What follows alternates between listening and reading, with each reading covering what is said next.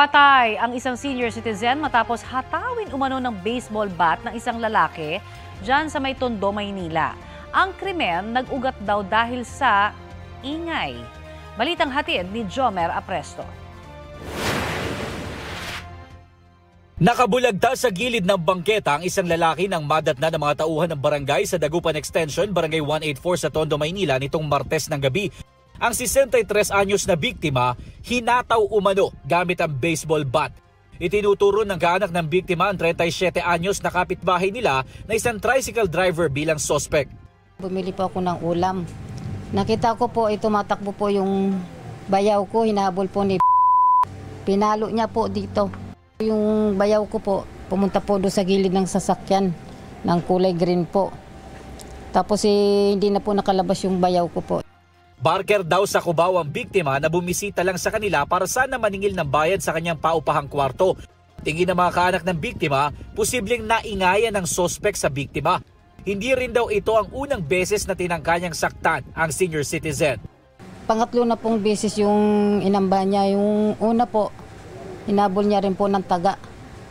Yung pangalawa po, ganun din po taga, na awat lang po. Kailan po yan? Mga June po yun. Hagip sana ng CCTV na to ang aktwal na pamamalo sa senior citizen na biktima.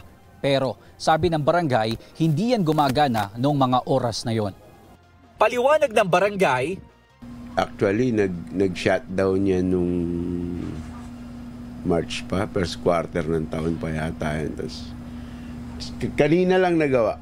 Actually dapat kahapon gagawin niya ng umaga pero dahil coding yung hindi nila nagawa.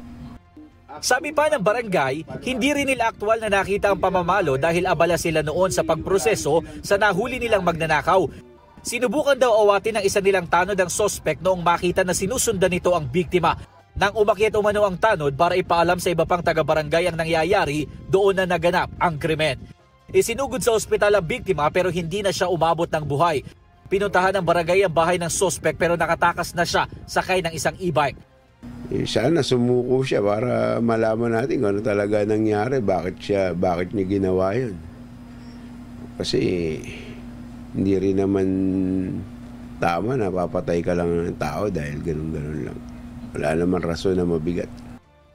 Patuloy na tinutugis ng Manila Police District ang suspect. Jomer Apresto nagbabalita para sa GMA Integrated News.